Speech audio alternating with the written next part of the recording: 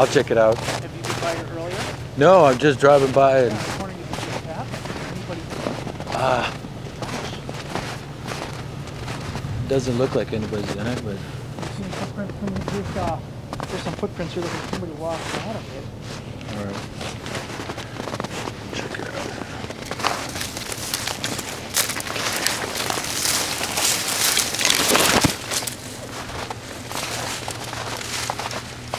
Came in right here, this one. Yeah, there's nobody here. Wow.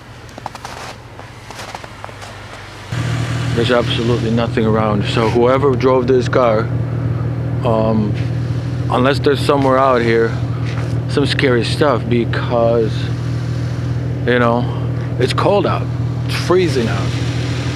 I hope they're okay. I don't see any cracks in the windshield. It doesn't look like it rolled it or anything. Good.